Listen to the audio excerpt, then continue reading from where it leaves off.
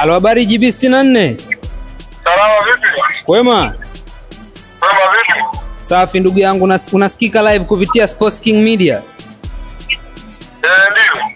Ya, kubwa zaidi ambalo limetufanya tukutafute ni kuhusiana na klabu ya Simba kufanikiwa kutinga katika hatua ya finali.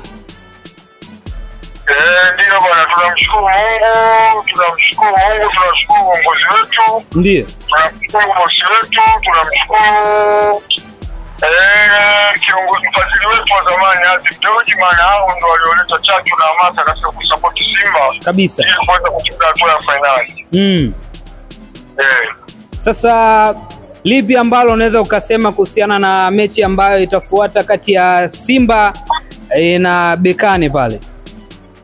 Kikubwa mashabiki wa Simba ni kuiombea dua timu yetu, wachezaji wawe salama mpaka sasa hivi. Ili waweze kwenda kuipambania timu, na kikubwa usio kwa mwalimu kwamba asiende kutafuta matokeo kule. Ndio. Sisi tuende kule tukazuie ili tuende tupate sare, au kama wakitufunga basi watufunge goli moja.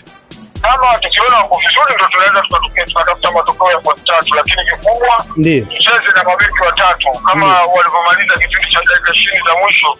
Ukiwa South Africa alipoingia Shemaloni, kukawa na Karabu, kukawa na Hamza. Ili tuweze kudefense, tusende tukafunguka, kwa sababu historia inaonyesha Simba mara nyingi tunapoenda away tunakuwa tunajiamini sana. Matokeo yake tunataka tumalize mechi kule inakuja inatupalia. Mechi na Kaizer Chiefs tulicheza hivyo tukafunga goli 4, mechi na TP Mazembe mpaka dakika 32 Simba tulikuwa tunaongoza goli moja. Lakini ukiangalia ball statistics kweli tunaongoza katika ball possession kabisa, lakini mwisho wa siku unakuta scoreboard inaonyesha kwamba sisi ni watu ambao tumepoteza mechi ile kwa goli nyingi, kwa sababu Berkane kawaida yake huwa anapenda sana kumaliza mechi nyumbani kwake. Kwa sababu hata huyo aliocheza naye alimfunga goli 5 nyumbani kwake. Unaelewa? Alafu hata hii ndio nusu finali na Klabu Constantine alifunguka. Akataka apishane na nani? Apishane na Berkane. Mwisho wa siku akafunga goli 4. Lakini ile wote tunachukulia sana kwa sababu wale ni Waarabu. Waarabu wakishakutana huwa mara nyingi wanapenda sana kucheza mpira wa kupishana. Kwa hiyo na sisi tulisome, yani mwalimu anatakuwa isome mechi ya Berkane na wale Klabu Constantine. Kwamba Klabu Constantine walifanya kosa gani? Mpaka wakaadhibiwa goli 4, lakini walipoenda ugenini Berkane akaenda pamoja bila. Kwa hiyo hii unaona kabisa kwamba kosa lilikuwa ni mwalimu wa Klabu Constantine kuheshimu Berkane. Kwa hiyo sisi twende kwa kuheshimu Berkane. Sasa kubwa ambalo mashabiki wanazungumzia ni kuhusiana na hofu ambayo imetanda kwa baadhi ya mashabiki kwamba Berkane akiwa nyumbani lazima akupelekee pumzi ya moto kutokana na namna ambavyo kama ulivyokwisha kueleza huwa anapenda kumaliza mechi yake akiwa nyumbani. Sasa unafikiri kwamba Simba labda atumie mfumo gani au aende na approach gani ili kuhakikisha kwamba anaweza kufanya mambo vizuri? Approach inayotakiwa mwalimu aende na approach ya kukaba. Achezeke mabeki watatu, yani Shemaloni, Karabu pamoja na Abdulrazak Hamza. Wote wawepo kiwanjani. Alafu viungo wetu wasipende kucheza yani kutaka kupossess sana. Wale tuachie mpira wacheze wao, lakini sisi tulinde hadi 30, yani kuanzia hadi 30, amwachie hadi 60 kuelekea kwenye goli lake, lakini kwenye goli letu kuanzia hadi 30 lazima mabeki wetu wasitaki kucheza mpira wa nane. Yani kutaka kuonyesha kwamba sisi tunaweza mpira kuliko wao. Kikubwa kinachotakiwa ni kuheshimu, tuachie mpira wao wacheze, sisi tuzuie. Yani hicho ndio kikubwa. Kama tushambulia kwa nini? Yani ukimaanisha kwamba Simba akifika kule either acheze low block au mid block waishie hapo. Acheze low block kwanza, achaanze na low block. Acheze na low block kwa baadaye ndo atakuja kumalizia na mid. Lakini high block wakija akacheza katika seti ya 3. Yani attack yetu inatakiwa hiyo kwa kutumia counter attack, kwa sababu wachezaji wa defense tunaye Mpanzu anaweza kukimbia akapunguza watu. Tunaye vile Kipenis ana uwezo huo. Kwa hiyo moja kwa moja kinachotakiwa tuende kwa defense, lakini tusije tukacheza. Inatakiwa nyuma wasije wakapungua watu zaidi ya 4 au 5 mpaka 6 watakuwa tucheze. Na vile anaweza akaisoma mechi ya Mamelodi Sundowns na Yanga ile. Ewe Gamondi alipocheza na Mamelodi Sundowns. Pamoja Mamelodi alikuwa ana possess sana, ana uwezo wa kucheza sawa, lakini mwisho wa siku demo approach Gamondi anaenda nayo ilisaidia na akaweza kupata sare na wewe pamoja na nyumbani. Yani kikubwa ndio hicho. Na vipi kuhusiana na kikosi ambacho unaweza ukakitabiri kwamba kinaweza kikaanza dhidi ya RS Berkane? Kikosi nadhani ni kile kilichoanza, ila pale mbele anatakiwa mtumie Ateba, kwa sababu hatutakiwi kutafuta magoli kwanza. Ateba ana uwezo mkubwa sana wa kudefense, ana uwezo vile vile wa kukaa na mabeki wao. Kwa sababu kikubwa Berkane kama mwasoma vizuri, huwa mashambulizi yao yanaanzia nyuma. Sasa wasipate utulivu kule mbele. Kwa hiyo tukabe kuanzia mbele vile vile.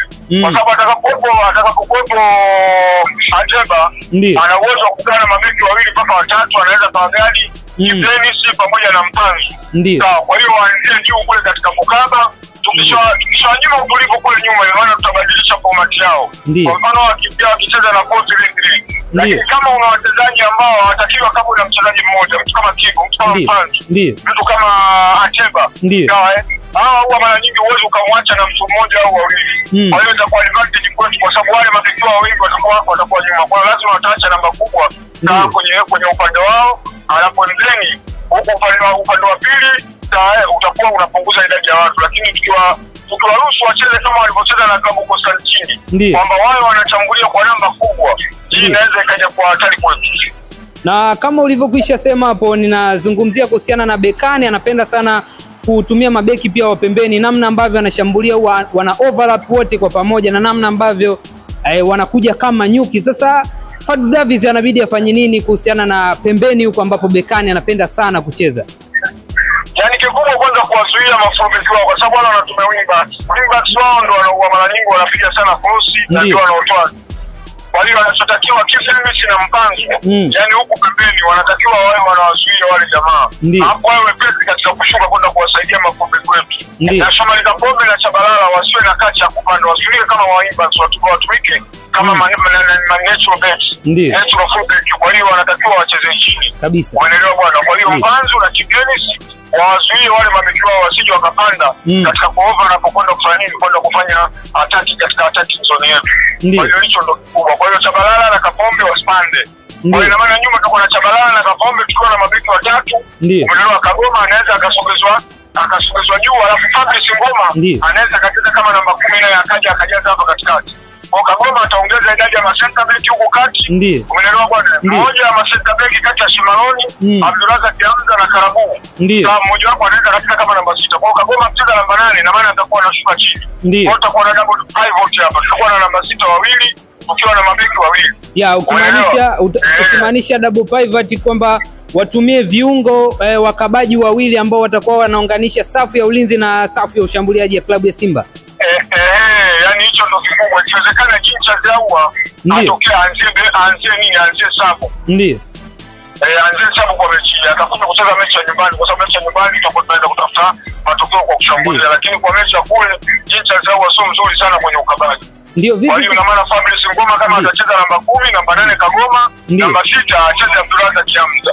4 na 5 wasimame Shaman Mpondo na Karabu Show. Kwa hiyo Kagoma atakuja kuongeza daraja masenta alafu Ngoma atarudi chini hapa kwenye namba ngapi? Namba 6. Kwa hiyo tutakuwa na namba 6 wawili ambao watakuwa ni leader defensive. Kwa hiyo kule mbele watabakia watu wangapi? Watu watatu. Mpanzu, Kibdenisi na nani? Na Ateba.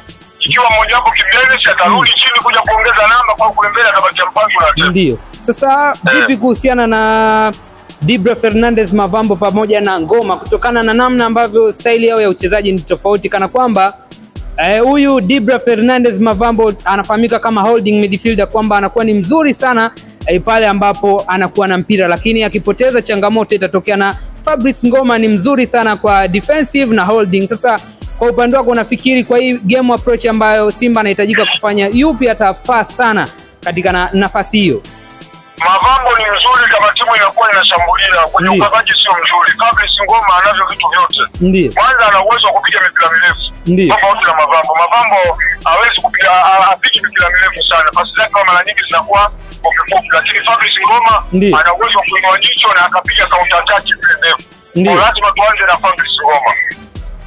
Hata game experience ukimwangalia Fabrice Ngoma ana game experience kubwa, kwa sababu tayari ana medali ya klabu bingwa akiwa na Raja Casablanca, vile ana finali ya kombe la shirikisho akiwa FC Vita. Kwa hiyo ana experience kubwa ya mashindano ya kimataifa. Bwana, shukrani sana GB64. Kwa wakati mwingine tukiwa hewani tutakutafuta kwa maelezo zaidi. Asante sana. Shukrani.